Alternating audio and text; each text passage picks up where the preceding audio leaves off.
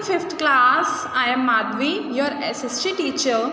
Students, today we will continue our remaining chapter number 12. Page number is 76. George Stephen was a British engineer built the first railway engine. जो George Stephen थे वो British engineer थे जिन्होंने क्या build की, railway engine build किया, railway engine का निर्माण किया. The truly successful railway engine build by Stephenson was the rocket. जो एक सक्सेसफुल रेलवे इंजन था वो कौन सा था? रॉकेट था. और इसका निर्माण कब हुआ था? 1829 में हुआ था.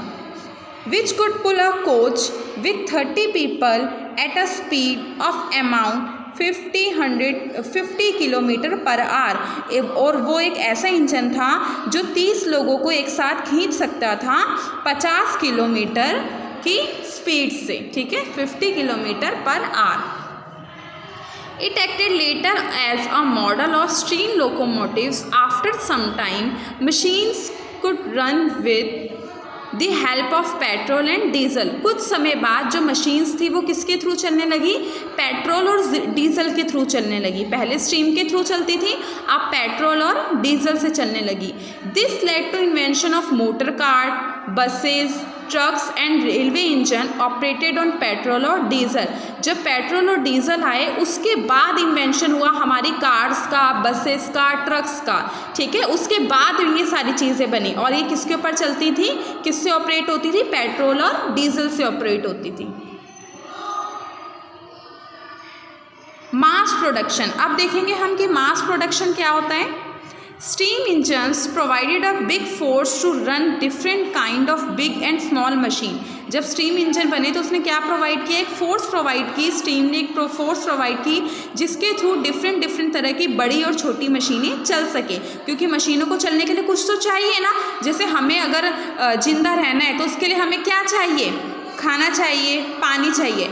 ऐसे ही मशीन्स को भी तो कुछ चाहिए ना. पेट्रोल, डीजल, स्टीम, कुछ तो चाहिए. The entire method of producing things began to change. Earlier article made the craftsmen with their hand, but all they changed when he had the machine at his disposal. देखो ये क्या कह रहे हैं कि पहले के टाइम पे जो चीज़ें बनाई जाती थी और आज के टाइम पे जो चीज़ें बनाई जा रही हैं उनमें बहुत ज़्यादा फ़र्क आ गया.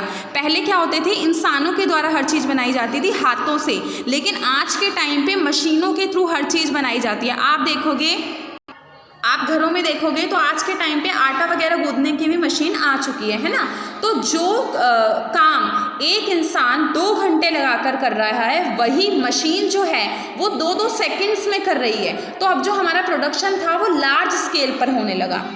With the use of machines goods could be produced in large quantity. मैंने आपको क्या बताया? मशीन के थ्रू हमारे जो गुड्स थे वो लार्ज क्वांटिटी में, बड़ी क्वांटिटी में निर्माण हो रहा था उनका. लाइक मान लो जैसे इंसान है, इंसान जो है वो अगर उसको बुक लिखनी है, एक पेज भी लिखना है, एक पेज भी उसे लिखने में कम से कम मान लो 10-15 मिनट लगेंगे. और वहीं पर अगर मशीन है वो 1 सेकंड में पेज प्रिंट करके दे देगी. तो कितना फ़र्क आ रहा है ना. तो मशीन से लार्ज क्वांटिटी में मिलती थी हमें. Big and small machine were used in industries to produce thing. छोटी और बड़ी मशीनें इंडस्ट्रीज में यूज़ की जाती थी चीज़ों का उत्पादन करने के लिए, प्रोड्यूस करने के लिए. This could be done very quickly. ये फटाफट से बहुत क्विकली काम करती थी. On assembling the parts of together from the different big and small machines, the final product become ready. This is called mass production. छोटी और बड़ी अलग अलग मशीनों से किसी भी प्रोडक्ट के डिफरेंट पार्ट तैयार किए जाते थे. एंड वो जो जब फाइनल बिल्कुल प्रॉपर प्रोडक्ट बन के तैयार हो जाता था तो वो हमारा सेल के लिए रेडी हो जाता था. और ये हमारा क्या कहलाया? मास प्रोडक्शन कहलाया. क्योंकि जो हमारी प्रोडक्शन थी वो लार्ज स्केल पर होने लगी. जब प्रोडक्शन लार्ज स्केल पे होगी तो जो उसकी सेल है वो भी लार्ज स्केल पे ही होगी. तो मास प्रोडक्शन समझ गए ना आप कि एक बार में बहुत सारी चीज़ों का निर्माण होना, लार्ज स्केल पे निर्माण होना हमारा क्या कहलाता है? मास प्रोडक्शन कहलाता है. The idea of mass production resulted in the development of big factories. जब मास प्रोडक्शन होने लगा, बहुत बड़ी बड़ी चीज़ों का निर्माण होने लगा, बहुत बड़ी क्वांटिटी में निर्माण होने लगा, तो किस चीज़ का आइडिया आया? फैक्ट्रीज़ का। क्योंकि पहले छोटे स्केल पे काम हो रहा था, लोग बाग अपने घरों में काम कर लेते थे, लेकिन अब बड़े स्केल पे निर्माण हो रहा है तो लोगों को जगह भी जो है, स्पेस है, वो भी बड़ा चाहिए, तो फैक्ट्रीज़ का निर्माण होने लगा। As a result many big factories were set up where good in large quantity were produce. इसके फलस्वरूप क्या हुआ? बहुत सारी फैक्ट्रीज सेटअप हुई जहाँ पर बहुत बड़ी बड़ी मात्रा में वस्तुओं का निर्माण होने लगा। This gave rise to big cities, thus a great change in the mode of quantity of production during this period.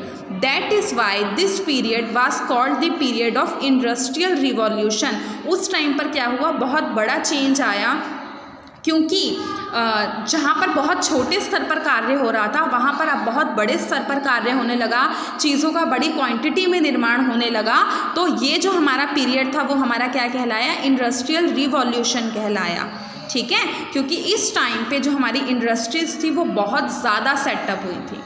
तो आज के लिए इतना ही, बाकी हम नेक्स्ट क्लास में पढ़ेंगे। Thank you.